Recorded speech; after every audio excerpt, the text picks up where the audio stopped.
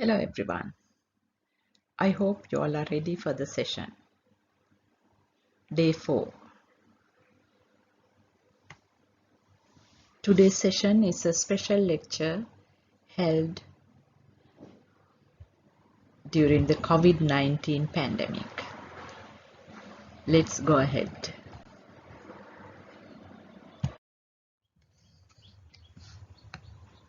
What do you see on the slide? Yes, it is the content of your syllabus.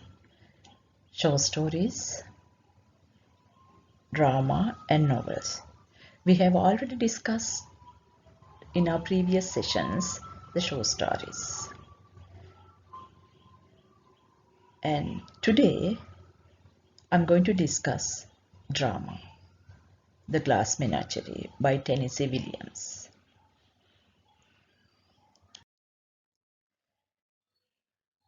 You see on this slide poetry. You have poetry included in your syllabus. You have 18 poems to study. We have already discussed almost all of them in our previous sessions.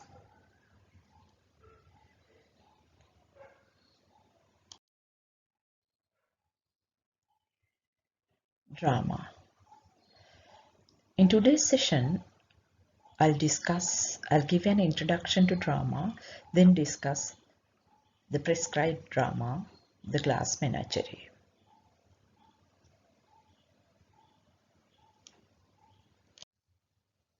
You see on this slide the origin of the word drama. Let's begin with that.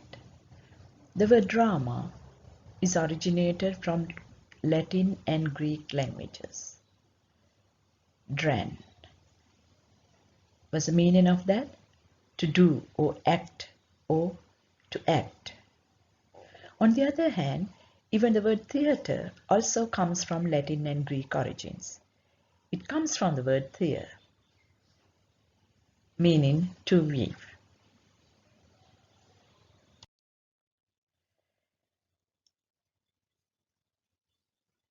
Let's look at the definitions of drama. Drama is a type of literature that is primarily written to be performed for an audience. The main purpose of drama is to be performed. What do we do in our classrooms? We are just reading play text. Therefore, we do have to understand the primary purpose or the basic purpose of dramas. They are mainly written to be performed, not to be read in classes.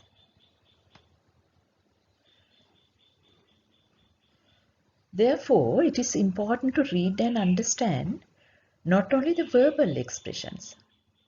What are verbal expressions here? The words. But also all the materials used. What are the materials used in dramas?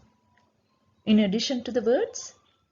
Words, gestures, costumes, music, and light, for example. When we read play texts, we do have to read them as well in order to understand the dramas fully. Therefore, when reading play text in classrooms, it is very important to read carefully the stage directions given. Because when we read the play text in classrooms, we do read the words only. Where can we get the other materials of drama? For example, gestures, costumes, music, and the setting, etc. They are mentioned briefly in the stage directions given in the play text. So it is very important to read the stage directions as well when we read play text in classrooms. Yes. What do you see on this slide? So I have given you how the term drama is defined in the dictionary, Oxford English Dictionary, and in the Merriam-Webster. So these three definitions are given under the word drama. Let's look at them. A play for theatre, radio or television. Plays as a genre or style of literature. An exciting, emotional or unexpected event or circumstances. How is it described in Merriam-Webster? A drama is a composition in verse or prose, intended to portray life or character, or to tell a story, usually involving conflicts and emotions through action and dialogue, and typically designed for theatrical performance. It's also described as a movie or television production with characteristics such as conflict of a serious play. A play, movie, or television production with a serious tone or subject. So you see, although there are some similarities, you may also have noted some slight differences in the definitions as well. So the fourth definition given here, the detailed definition given in the Merriam-Webster, is so close to the text that we do, a composition in verse or prose, intended to portray life or character or to tell a story usually involving conflicts and emotions through action and dialogue, and typically designed for theatrical performance. So in other words, the play texts that we would read in our degree program are meant for theatrical performance. They are not just radio or television plays or dramas. Hope it's clear.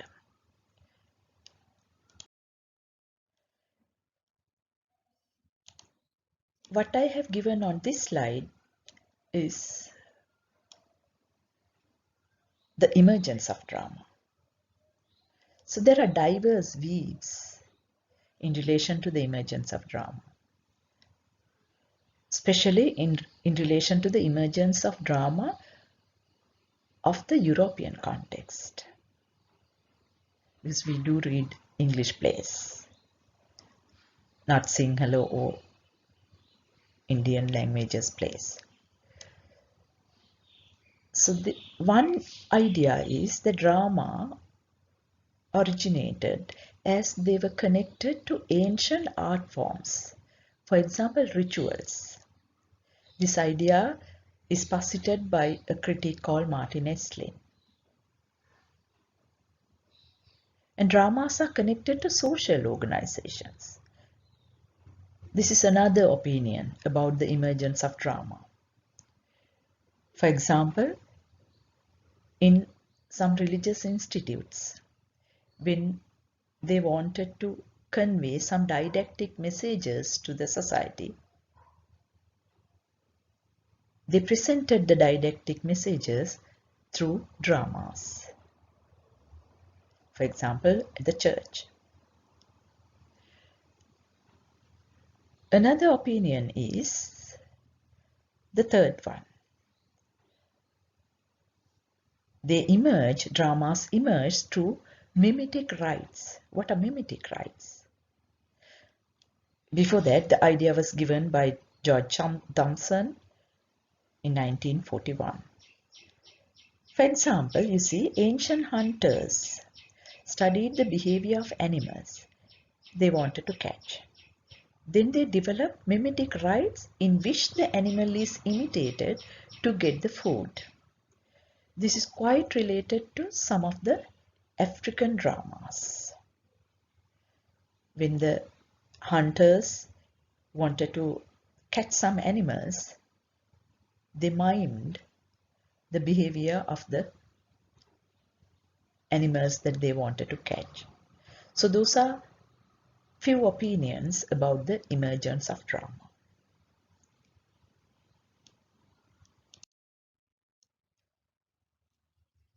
Let's move on to this slide.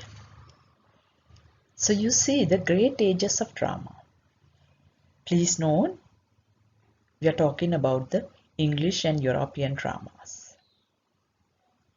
not about Sri Lankan or Indian dramas written in ancient languages. So this is like the beginning of the European dramas. First we have Greek drama. So you may see the dates as well. 500 to 400 BC. And I've given here one or two examples as well. You may be familiar with some of the terms. Antigone by Sophocles, and the Trojan women, and Oedipus Rex. So this is the beginning of ancient dramas. And then we have Roman dramas. Dramatists like Plautus and Terence are key figures. Then we'll move on to the medieval period or the Middle Ages. And I've given you the dates as well, 1200 to 1500 AD. I'm sure that you all are familiar with Everyman. This was prescribed for our GCE O-level syllabus as well, for GCE O-level literature. Everyman. That is a morality play. The play belongs to the Middle Ages. This is, of course, considered to be the beginning of English dramas per se. First two are Greek and Roman dramas, and this is considered to be the first stage of dramas in English language. And then we have the Elizabethan and Jacobean eras, in other words, Renaissance drama. I've given some examples, some key figures as well. Christopher Marlowe's Dr. Faustus, and Shakespeare's plays, and Ben Jonson's The Alchemist. So in the coming years of your degree, you will learn in detail Shakespeare's plays. You will discuss Shakespeare. So you know where to position Shakespeare here. So Shakespeare belongs to this period, Renaissance drama. And then we have the Restoration or the 18th century drama, approximately 1660 to 1800 AD. So who are the key figures under that era as dramatists? So we have John Dryden and William Wycherley's The Country Wife, for example. You will also learn Dryden in the next year. So then we'll have the 19th century drama. There are key figures. I'm sure some of you have had the chance to read them in your A-levels, maybe in your training programs, etc. So Henrik Ibsen, Oscar Wilde, Anton Chekhov from Russia, and Bernard Shaw are some key known dramatists. Please note they do not belong only to the English countries. For example, Anton Chekhov comes from Russia. Then we'll have the 20th century drama. So who are the key figures? I mentioned a few: Bertolt Brecht, Tennessee Williams, Ionesco, Arthur Miller, Samuel Beckett, etc. So this is where we are. So we are studying Tennessee Williams in detail today. So he's an American dramatist.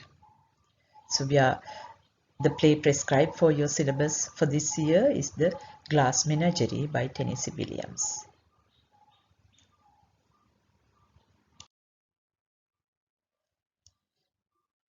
Yes, you see on the slide three main genres of drama. They are the three main genres of drama in relation to their content. Please note that, not in relation to the technique or the structure. I'm sure that you have studied them and you have heard of them: tragedy, comedy, and tragicomedy. Tragicomedy is a combination of tragedy and comedy. Let's go ahead and see what they are.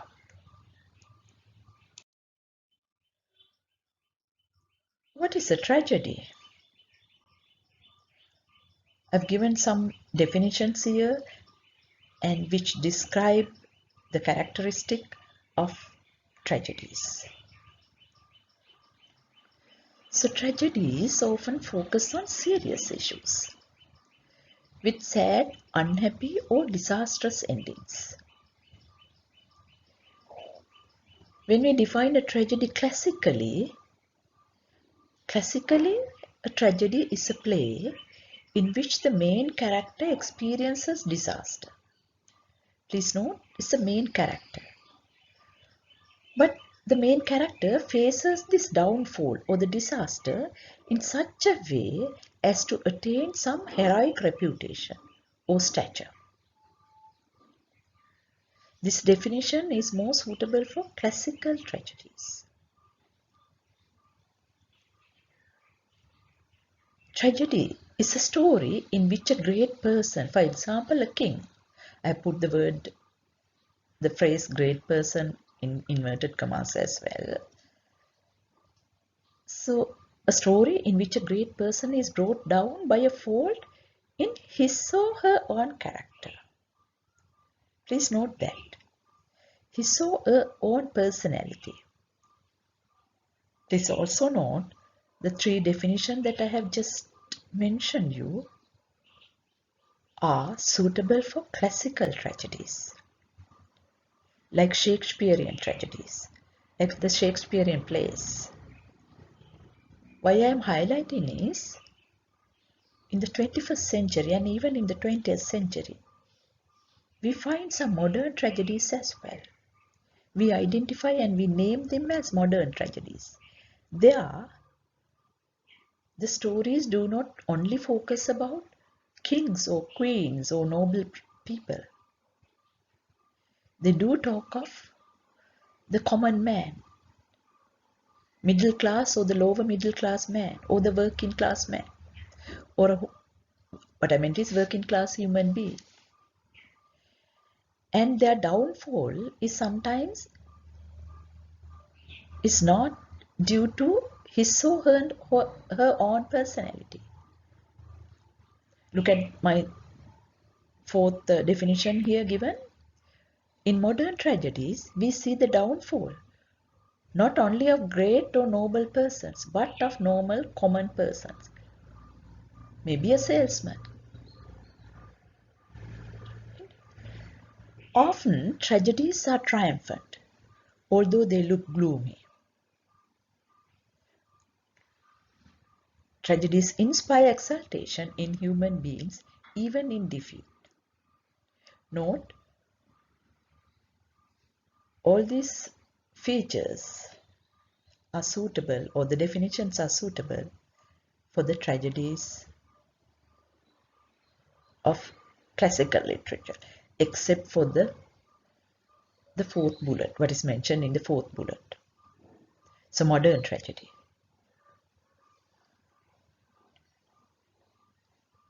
We'll see whether, in the end of the discussion, we'll see whether the play The Glass Menagerie can be considered a modern tragedy.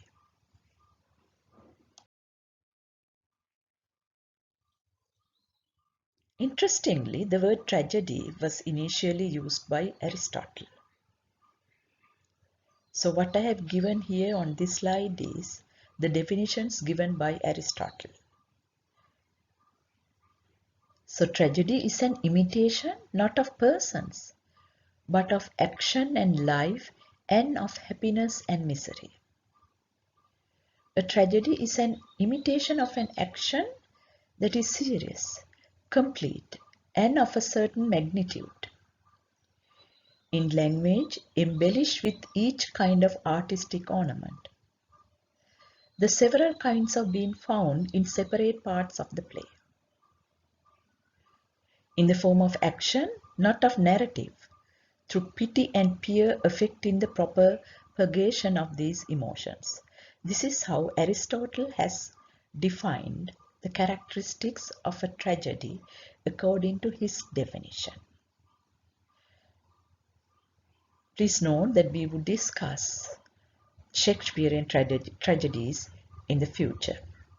Future in the sense in the second year and in the third year. This is for you to discuss them in the future. See whether these definitions can be applied to the modern tragedies as well. Whether these definitions, the Aristotle's definitions, can be applied to the Shakespearean plays as well. We will discuss them in the latter part of your degree program. As I have told you in my previous sessions, this is an introductory session, introduction to literature. So we'll be discussing the key points to introduce you to literature in English. Yes, what is a comedy? You see few definitions and descriptions here on the slide. It's a play of light and humorous character with a happy or cheerful ending. Usually in a comedy we find the ending happy or cheerful. Comedies end with peaceful resolution of the main conflict.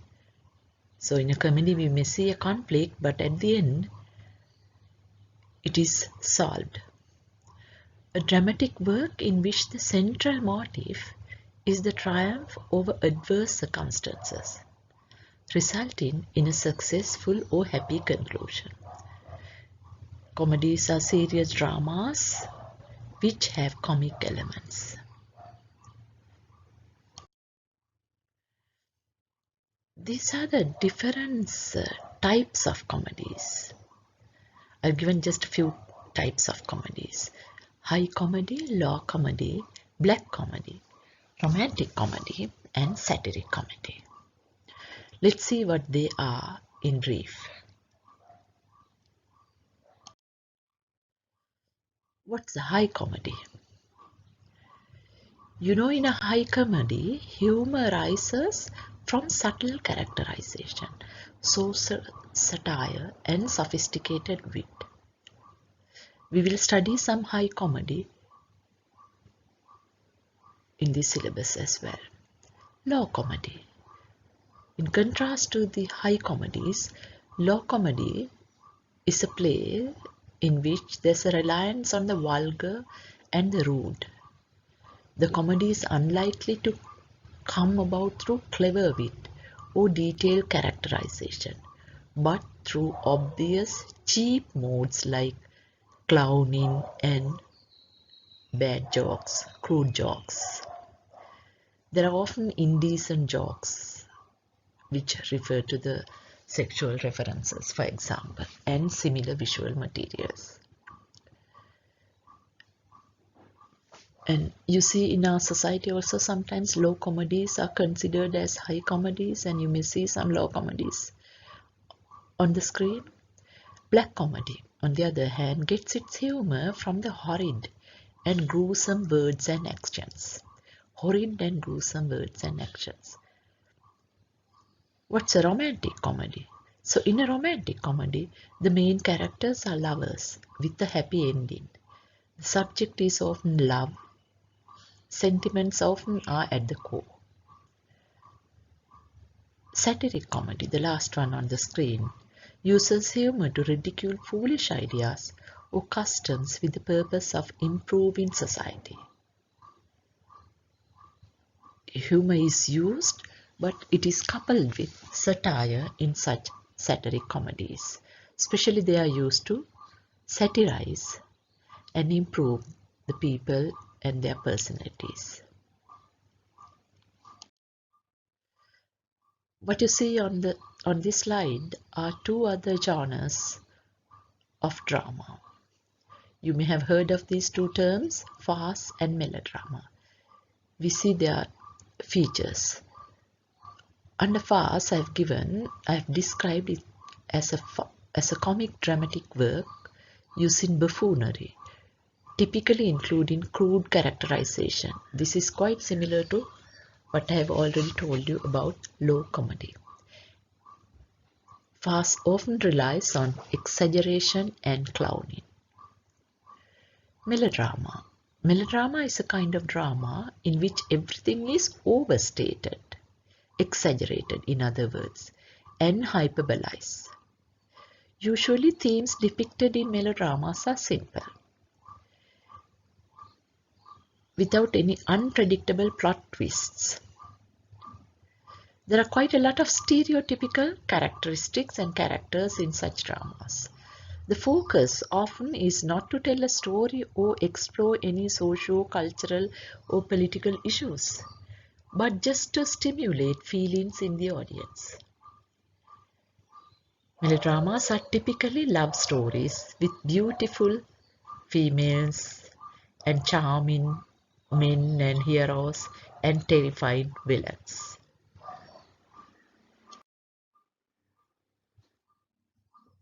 Since we are still at the phase where we introduce the dramas, what you see on these slides are few elements of drama. So in a drama, you may find these elements: plot, characterization, setting, dialogue, music, movement, and theme. You see, when you read a novel, what is missing in a novel is the music component and the movement. You don't see the physical actions in the novels. Let's move on to the next slide. According to Aristotle, in my previous slides, I described you the definitions of a tragedy according to Aristotle. What you see on this slide are the 6 main elements according to Aristotle in a tragedy. So plot, character, thought, diction, melody, and spectacle. We have the weavers here. One key component of a tragedy according to Aristotle.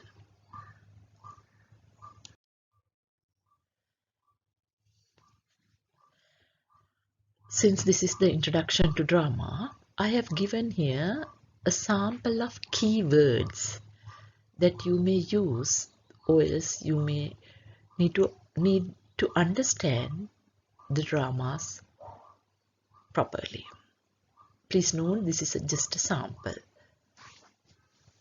and you may use some of these words in your analysis of the novels as well.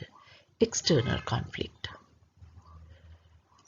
In an external conflict, a character is set in competition or in a conflict with nature or fate or society or with another character.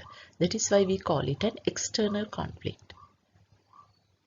For example, the main character may have a physical fight with another character, physical battle or a struggle, an external member of the society. So on the other hand, we have internal conflicts as well. So usually in internal conflicts, we see a conflict between opposing forces within a character.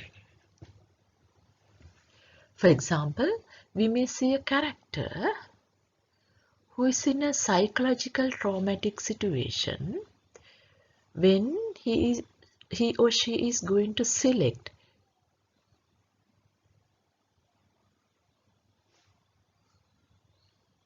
take a decision, in other words, select a job or select a job out of 2.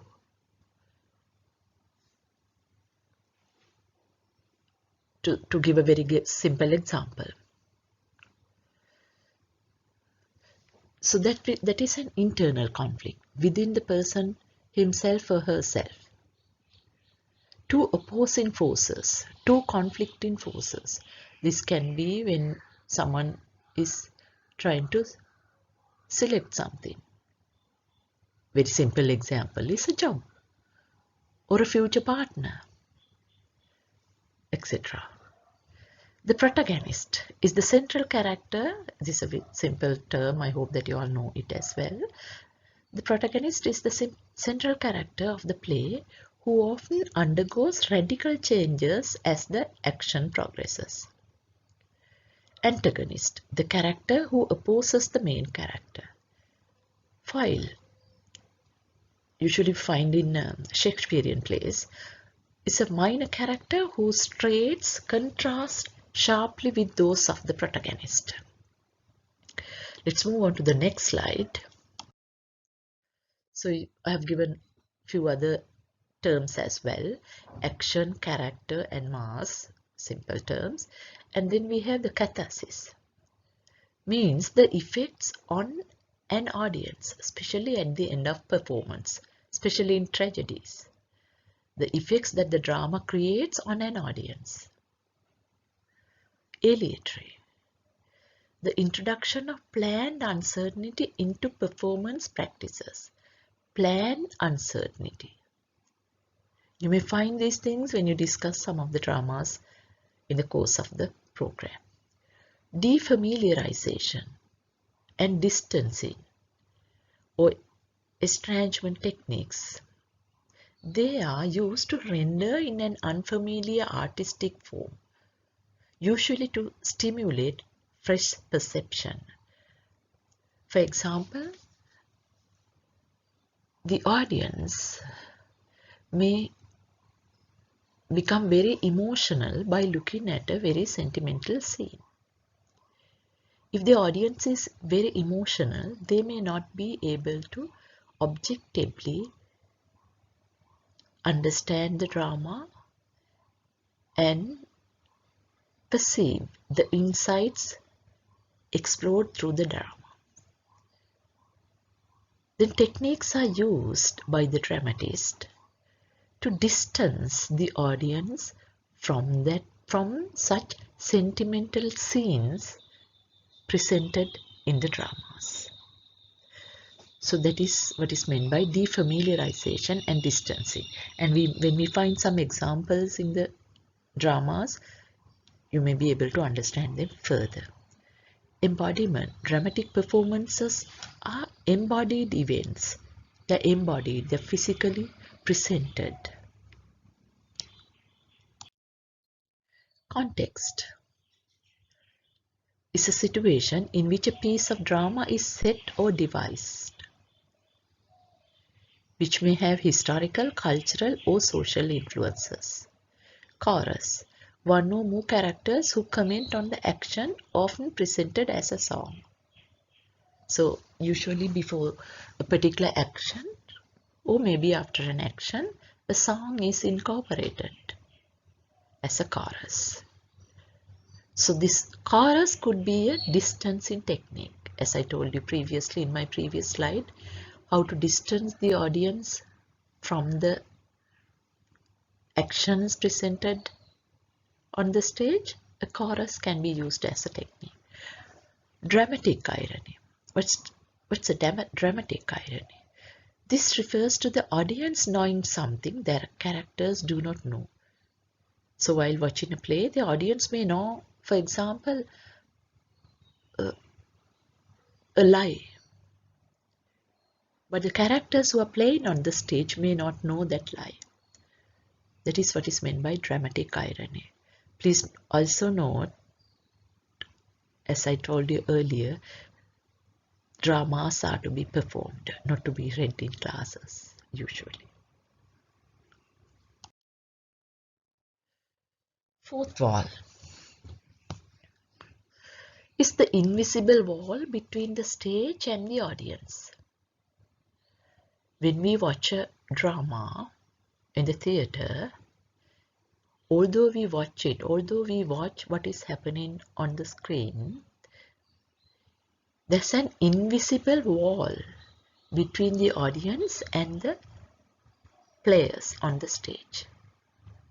The audience can peep in and see what is going on the stage, but the actors often, please note, actors often do not take any notice of the audience and do not acknowledge their presence in any way. However, let me add this. In certain dramas, you may have noticed the actors directly talk to the audience. That is an instance where the fourth wall is broken by the players or the actors.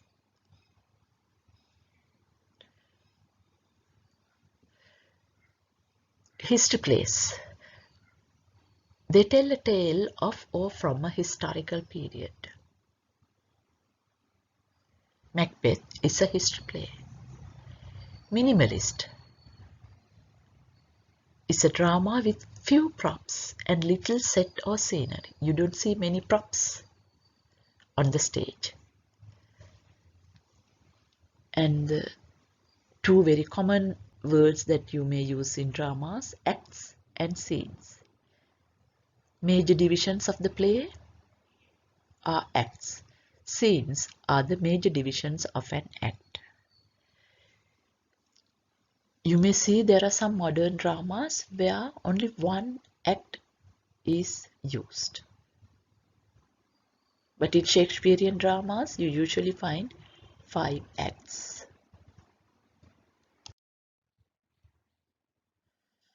Three words here. There are some similarities as well as differences. We do need to understand the differences.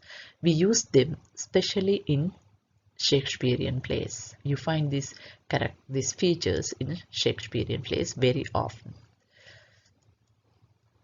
Soliloquy, monologue and aside. Soliloquy is an act of speaking one's thoughts aloud by oneself or regardless of any hearers, especially by a character in a play. Monologue, on the other hand, is a long speech by one character, one actor, or as part of the theatrical or broadcast program. The speaker may address the audience or another actor in the play. This is quite different to the earlier one. Soliloquy is one's thoughts spoken aloud, but regardless of any hearers. Here in a monologue, the actor may speak directly to the other one or to the audience. The actor is aware of the audience. In a speech by oneself. Aside is a remark in a play that is intended to be heard by the audience, but is supposed to be unheard by the other characters in the play. You also find many asides in Shakespearean plays.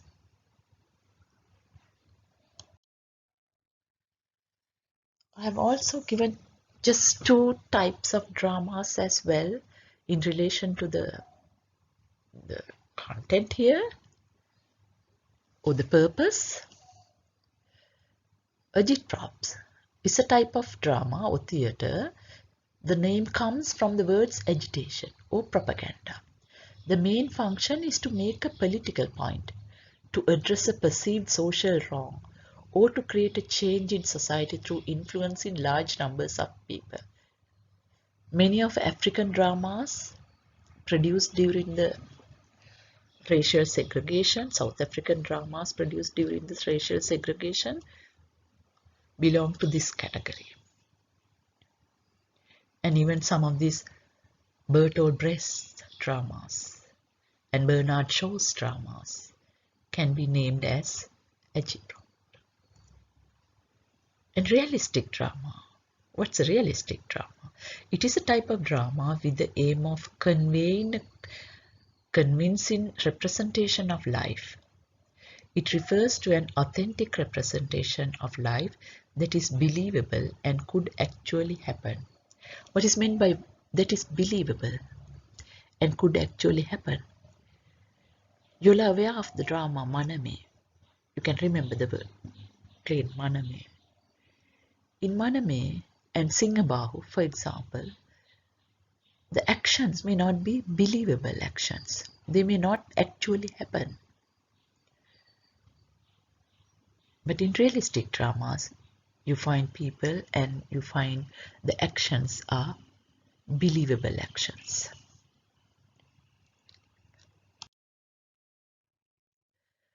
What you see on the screen are two conventions of drama. Cast of characters. We need to have a cast of characters listed usually in the beginning of the play before the action starts, and stage directions. You remember I told you earlier, when we read play text, we do have to pay much attention to read the play directions as well, stage directions as well. They are the dramatist instructions for performing a play. Yes, what do you see on the screen? You see a structure of a drama, a classical drama. For example, of a Shakespearean play. You see that it is the 5-act structure of classical drama. You see 5 acts there. Almost all the Shakespearean plays are 5 acts plays. So you see these acts may be further divided into scenes. And you see how the story or the structure is developed here. First we see in Act 1 we see prologue. Then you see how the conflict is developed and it comes to a rise in action and comes to a climax in Act 3. Then in Act 4, fall in action starts.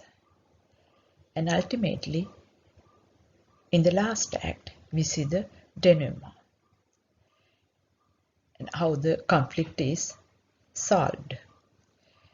And so they can be also introduced as introduction, main action, and the end, or else protasis, epitasis, and catastrophe. Please note, you may not find this structure in modern tragedies.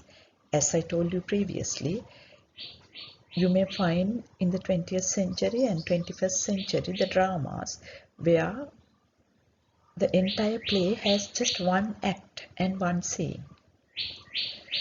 But usually, as I told you, Shakespearean